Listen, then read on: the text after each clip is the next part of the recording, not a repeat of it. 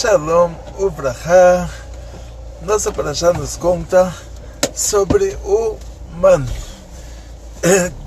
traduzido como maná, quer dizer, na verdade, então não foi traduzido, foi transliterado. Em aramaico, na tradução do aramaico está escrito maná. Então provavelmente quem traduziu a Torá para outra língua da qual ela foi traduzida até chegar no português, pode ser que pegou do texto em aramaico. E esse man, que é o maná, e se você pergunta o que é maná, vai para uma loja, aqui tem uma loja de produtos naturais, pede um maná, fala, você quer comprar um maná? Aí a mulher vai falar, não, o maná não veio hoje. Então, se a gente vai falar mano, maná, vamos já falar mano, porque de qualquer maneira é uma transliteração da tradução para o aramaico, né? Então esse man é um dos fenômenos, um dos grandes milagres da nossa história, a tal ponto que depois que termina toda a história do êxodo do Egito, toda a história, todos os 40 anos de história, ainda sobrou para nós uma lembrancinha que Hashem tinha pedido para colocar dentro da arca do templo móvel, colocar as luchot, são traduzido como as tábuas da lei, tanto as quebradas quanto as inteiras, e quanto um potinho com man, para a gente se lembrar sempre, ter isso na lembrança, que esse man foi a comida que Hashem deu para nós no deserto.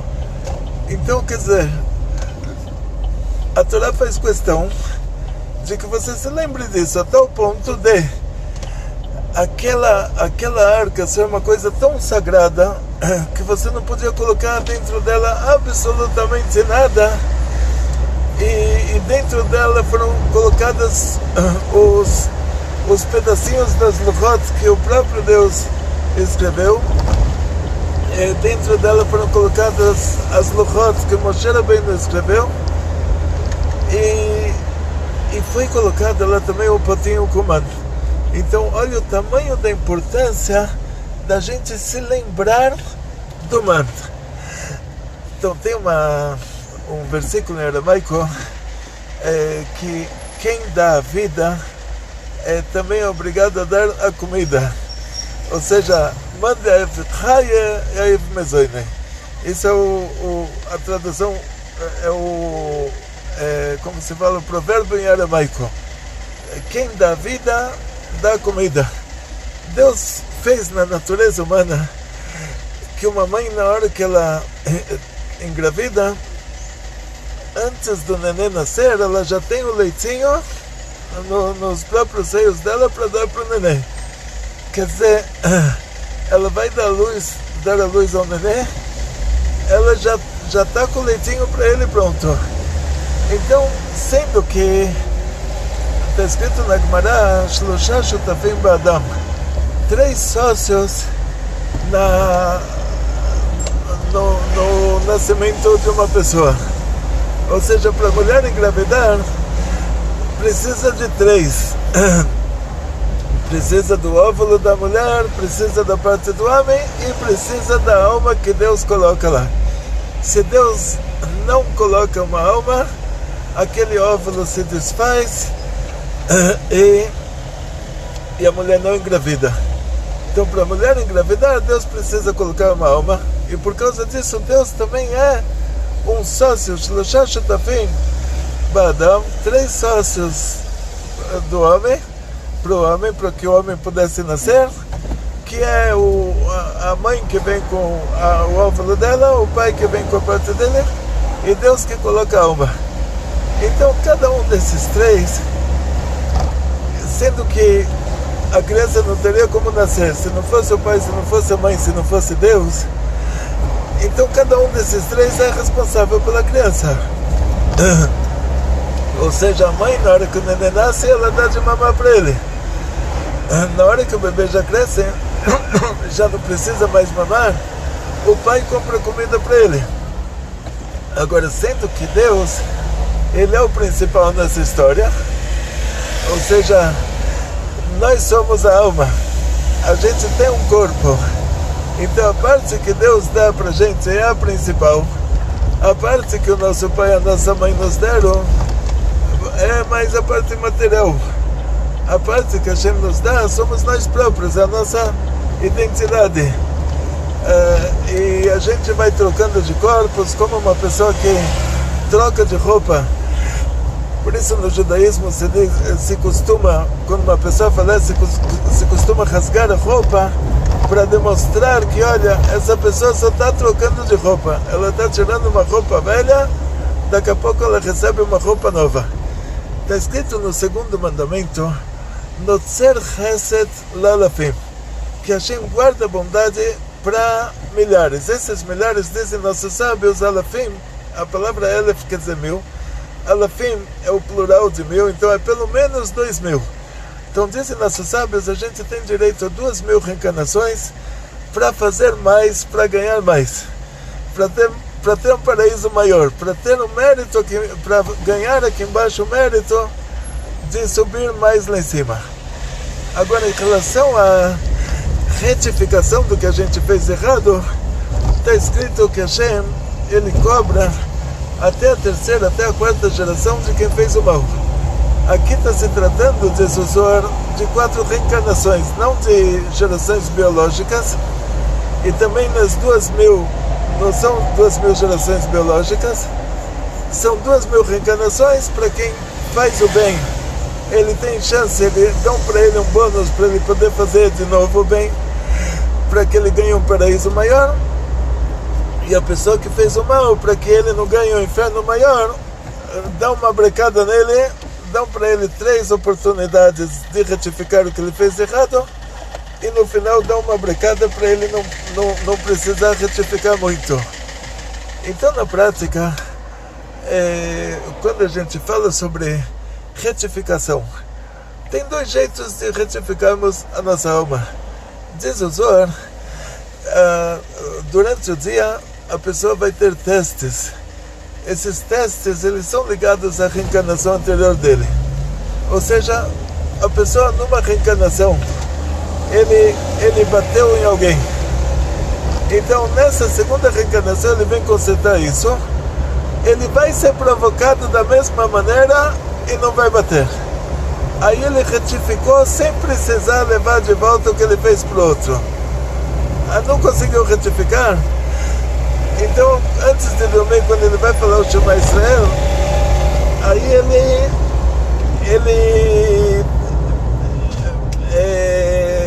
ele se lembra que ele fez coisa errada, ele não conseguiu se controlar, então ele faz tshuva. Ele se arrepende do que ele fez. Se ele não conseguiu nem se controlar, nem fazer a tshuva, aí no fim acontece para ele o que ele fez para o outro. Aí é olho por olho, dente por dente, por isso que está escrito na Torá essa frase, olho por olho, dente por dente, quer dizer que na hora que ele quebrou o dente do outro, lá em cima está decretado que o dente dele vai ser quebrado, e é dada chance para ele de 3 reencarnações para ele retificar isso sem precisar perder o dente. Se ele não retificou, na 4ª ele leva pelas 3 anteriores. Ou seja, em outras palavras, como nós vemos aqui no segundo mandamento, que Deus não só que Ele deu a nossa alma, que somos nós, mas que a gente vai trocando de corpo pelo menos 4 vezes, se não 2.000 vezes. Cada vez a gente está num corpo diferente. Então o principal desses 3 envolvidos na criação do homem, o principal é Deus, que a parte que Deus dá pra gente somos nós próprios, e a parte que o nosso pai e a nossa mãe nos dá é o nosso corpo material, são essas roupas que a gente vai trocando. Então, sendo assim, o principal, sendo que Deus é o principal responsável por nós, por nos ter criado, Ele também é o principal responsável em nos dar tudo que a gente precisa. Ou seja, quando a gente nasce e a nossa mãe dá de mamar para o nenê, dá o leitinho para a criança, então o principal responsável por esse leitinho é Deus. Quer dizer, essa mãe vai ganhar muito dinheiro, vai ganhar muita ajuda de todos os lados, porque é Deus que está fazendo isso para que ela tenha muito leitinho para dar para o nenê. Depois o pai precisa comprar comida para a criança, Deus vai fazer todos os milagres para que ele tenha tudo para dar para a criança. Ou seja, Deus te deu uma criança, ele vai te dar, ele é o principal responsável da criança. Se a criança está subnutrida, você pode olhar para cima e falar, olha, você não está cuidando bem da criança. Que ele é o responsável principal, nada mais, nada menos do que isso. Dentro desse contexto, nossa Parashá nos conta que quando o povo de Israel estava no Egito, os egípcios davam comida para eles. Eles eram escravos, eles recebiam comida do governo. Tipo, o escravo do Egito era funcionário público, trabalhava para o governo e recebia a comida do governo. Depois o Moshe Rabbeinu falou para o faraó que olha, nosso povo vai para o deserto. O faraó falou, olha, eu não sei quem é esse Deus que você está falando. O faraó entendia muito da revelação divina no nível de natureza. Eloquim Gematria Ateva. O Yosef falou para o faraó, o Eloquim Enet Shlom Paró. Então o faraó entendia que Deus ajuda quem se ajuda. Só que um Deus desses, que vai tirar um povo inteiro de um lugar que tem comida, para colocar eles num lugar que não tem água, não tem comida, esse Deus ele não conhece. O que aconteceu? O povo de Israel saiu do Egito e a comida caiu do céu. Essa comida é chamada de man.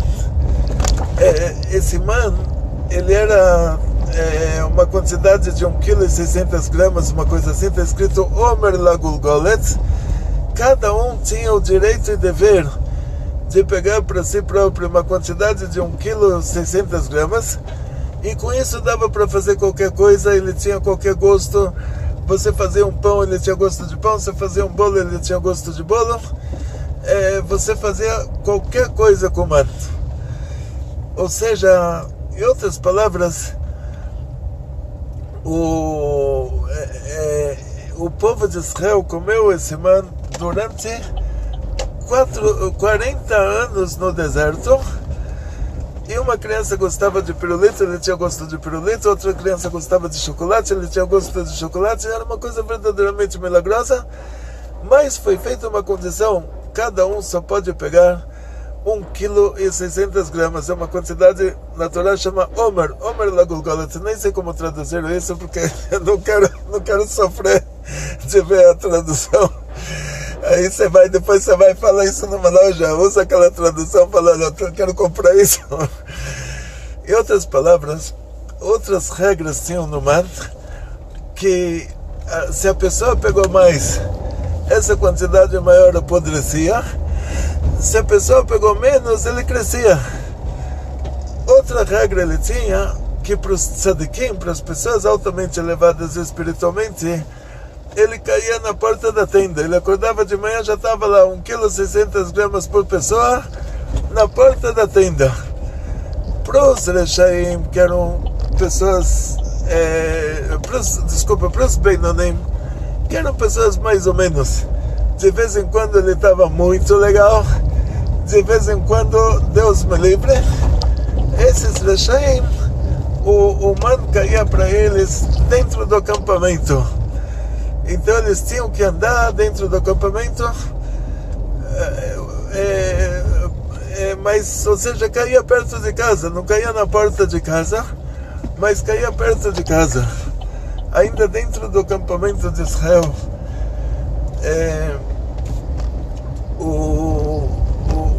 Para os Rechaim, para as pessoas ruins, ele caía fora do acampamento. Ou seja, assim, todo mundo acordava de manhã e ia procurar o man. O tzadik, ele acordava e falava, olha que sorte, ia começar o dia de trabalho e já o mascote está aqui na porta, o salário está aqui na porta, já não precisa nem trabalhar mais hoje. Tipo, a pessoa trabalha no Uber, precisa fazer R$300 por dia para tirar disso depois dos descontos que ele paga de carro, de gasolina, para ficar para ele um dinheiro na mão para poder viver. Ele acorda de manhã, tem uma pessoa na porta da casa dele e fala: olha, eu preciso de uma corrida ida e volta, R$300. Você me leva até tal lugar e me traz de volta, você vai chegar de volta na porta da sua casa, tudo isso por R$300.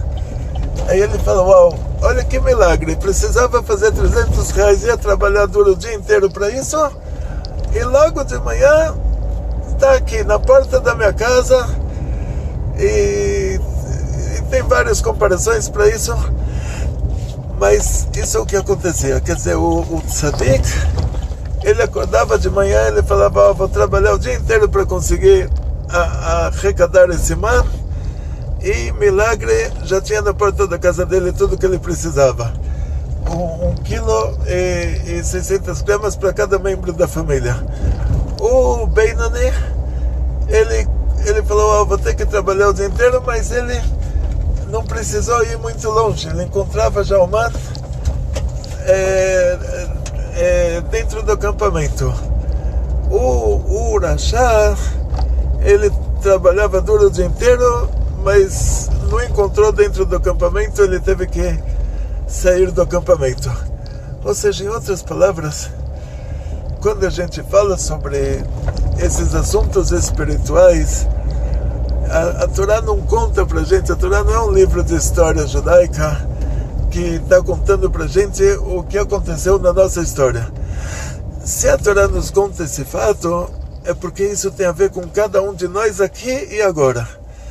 Outra regra do man era que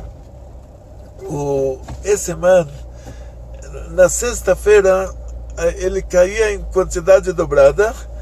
Aí a pessoa, no lugar de 1,6 kg, tinha que pegar 3,2 kg, e no Shabat ele não caía. E era um fenômeno, porque todo mundo que pensou que ele estragava porque não tinha geladeira, descobriu que ele não estraga. O man que cai na sexta-feira fica para sexta e sábado, até sábado à noite a pessoa tem o man, e não estragou. E porque o da quinta-feira, se ele pegou um pouquinho a mais, já chegou de manhã, estragou. Era um milagre. E tudo isso, e tinha uma condição divina. Deus falou para Moshe, para falar para o povo de Israel, que para não pegar mais do que o que ele precisa para aquele dia. E na prática, se a pessoa pegava mais do que precisava, estragava. Então a pergunta que é feita é simples: se o milagre já é tão grande, se Hashem já fez um milagre tão grande assim, então para que fazer uma condição dessas? Para que precisa de uma condição dessas? Já é tudo um milagre. Para que precisa de uma condição dessas e fazer mais um milagre ainda em cima, que se a pessoa pega mais apodrece, se a pessoa pega menos cresce? E por que precisou fazer esse milagre de que se a pessoa pegasse mais apodreceria? Falar para a pessoa não pegar mais. E se a pessoa pegar mais, apodrece. E para que precisava dessa condição? Então, a própria Torá já te traz o motivo para nos fazer um teste, para ver se a gente vai se comportar de acordo com a vontade divina ou não. O que vem a ser esse teste? A palavra emuná em hebraico não quer dizer fé, não é um assunto religioso.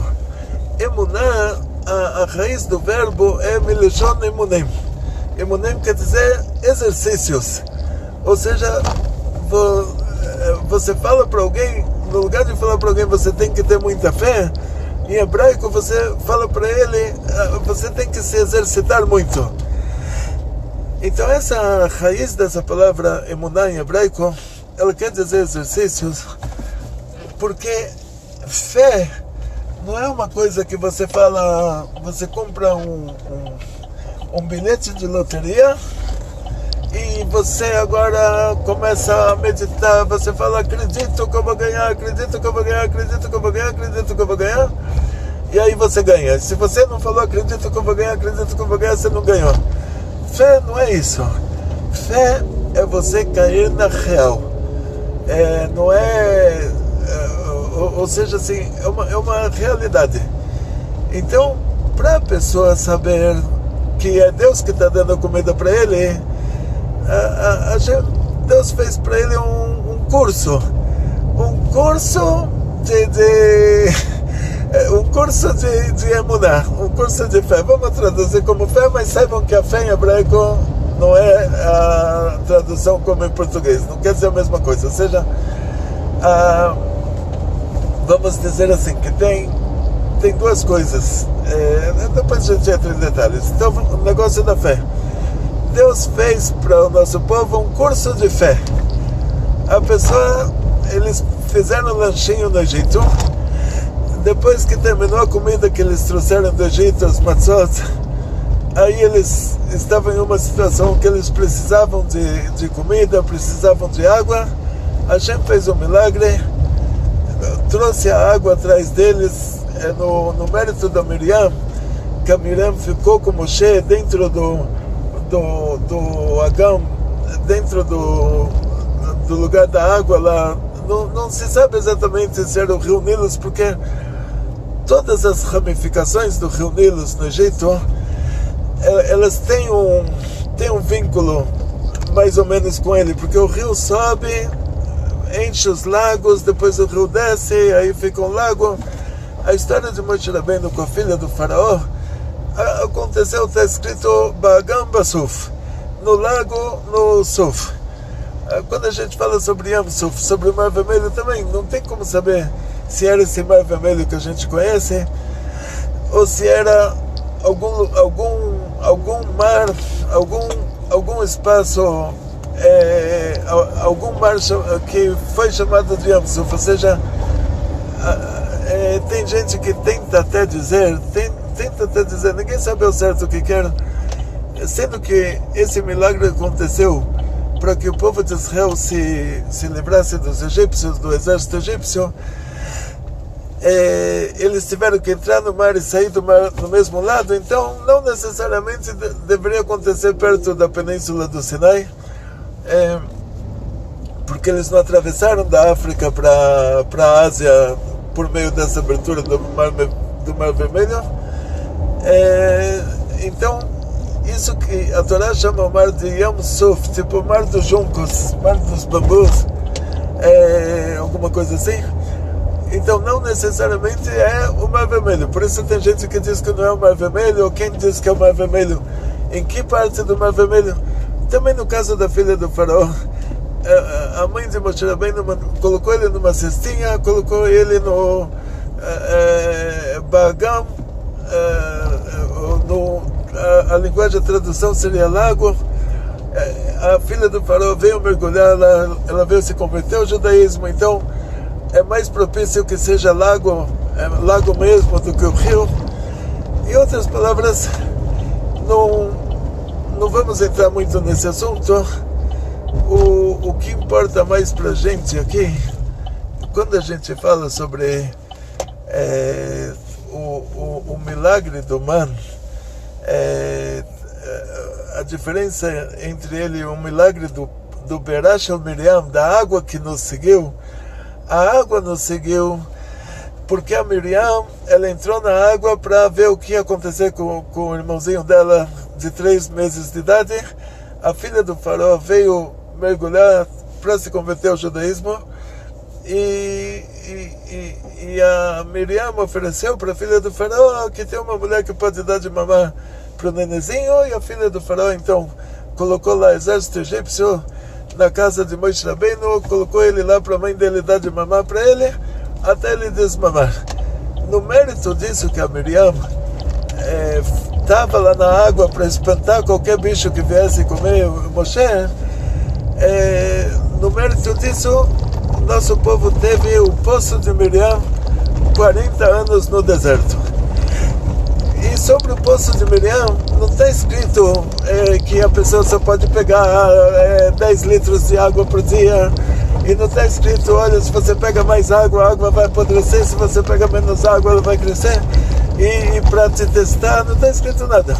Agora, sobre o man, que é essa comida que cai do céu, aí está escrito que Hashem fez essa condição de pegar só o que você vai precisar aquele dia, e para te fazer um teste, ou seja, assim, Hashem fez para nós um curso de fé. Cada dia a gente acordava de manhã e falava: como Hashem vai me ajudar hoje? Hoje eu quero ver, eu quero assistir, eu quero aplaudir, eu quero ver como Hashem vai me ajudar hoje. Que milagre Hashem vai me fazer hoje? Será que hoje o man vai cair na porta da tenda? Será que hoje eu vou ter que procurar no acampamento inteiro, mas não vou precisar sair fora do acampamento, que lá não tinha mais as nuvens, não tinha o ar-condicionado, lá tinha as cobras fora do acampamento? Ou será que eu vou ter que sair do acampamento e a minha família vai ficar na tensão? Talvez uma cobra vai me picar, eu não vou voltar. Então, cada dia era um exercício. Fé, emunah milashon emunim. Fé, em hebraico, é uma linguagem de exercitar o cérebro. Então, Hashem fez para nós um curso de 40 anos. A gente fez exercícios durante 40 anos de saber cada dia que a nossa comida vem de Hashem. Cada dia, cada dia se lembrar novamente, se exercitar, saber que a nossa comida vem de Deus.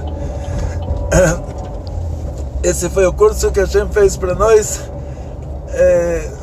em relação ao man. Por isso que o man veio dessa maneira. O Berash Miriam, o rio, nos seguiu sem que tivesse nenhuma condição. O man era no mérito de Moshe Rabbeinu. Ele caía para nos fazer um exercício, para a gente saber, não precisa guardar, porque Deus não se aposentou, Deus não morreu. Então Deus, o nosso Deus não foi pregado nem em lugar nenhum. E o Gabai do Baal Shem Tov, antes do Baal Shem Tov falecer, o Gabai estava chorando. O Baal Shem Tov perguntou: por que você está chorando? Eu estou indo para um mundo melhor. O Gabai falou: mas eu vou ficar aqui na pior, que eu vou estar desempregado. Aí o Baal Shem Tov falou: olha, se eu morrer, não se preocupa, que Deus está vivo. Deus ainda está vivo. Todo tempo que Deus está vivo, você não vai ficar desempregado. Esse era o assunto do man. Quer dizer, é Deus mostrando para a gente que todo tempo que Deus está vivo e Deus vive eternamente, a gente não vai estar desempregado, a gente não vai faltar para nós o que comer. Então desejo a todos vocês muito sucesso, muita saúde, muito dinheiro, muitas felicidades, sempre fazendo os exercícios cada manhã, falando as bênçãos matinais, se lembrando que, olha, quem é responsável por nós é Deus. Quem fez a gente nascer, quem colocou a alma, que sem ela a gente não nasceria, foi Deus. Então quem é responsável pela nossa comida é Deus. Então, por causa disso, a gente não tem nunca que ficar preocupado. Nós temos que fazer o esforço. Está escrito, Hashem falou para o Adam Arishon, Deus falou para o primeiro homem: Beziat apecha tochal lechem. Com o suor da sua face você vai comer o pão. Por causa disso eu tenho que trabalhar. Porque ele comeu a fruta proibida e Deus falou para ele: com o suor da sua face você vai comer o pão. Deus falou para a mulher: quer dizer, com o suor da sua face você vai comer o pão. Não quer dizer que você tem que passar o pão na testa e depois comer. Não é isso. Então, por isso a Torá escrita sem a Torá oral, ela é uma idolatria. Com o suor da sua face você vai comer o pão. Quer dizer que antes do primeiro homem fazer a primeira transgressão, como diz a Gemara, você não vai ver uma raposa. A raposa é o animal mais esperto, mas você não vai ver uma raposa que ela tem uma lojinha Você não vai ver um tzvi, um alce, que ele está fazendo frutas secas. Nenhum animal precisa trabalhar e Hashem dá para eles tudo de bom. Quanto mais a gente, que é o objetivo da criação, que Deus deveria dar para nós tudo de bom, sem a gente se esforçar. Mais desagmará por causa que a gente se comportou errado, então a gente tem que se esforçar. Então por isso, o Adão Arishon comeu a fruta da Etz Adat Toverá. Então Hashem falou para ele, com o suor da sua face você vai comer o pão. A gente, de acordo com o que a gente fez de errado na reencarnação anterior, o trabalho que a gente tem que fazer nessa reencarnação é maior ou menor, mas com tudo isso, esse trabalho a gente só faz por causa que é uma condição divina para retificar, para purificar a nossa alma do que a gente fez de errado. Mas quem é o responsável pela essa comida é Hashem. Então ele não vai poder esquecer isso nunca de jeito nenhum. E agora chegamos na ONG e vamos começar agora a gravar a nossa aula do curso do canal fechado. Então, muito sucesso, muita saúde, muito dinheiro, muitas felicidades, Atzlachá, Briut, Parnassá Beshefa, Bekol Tov.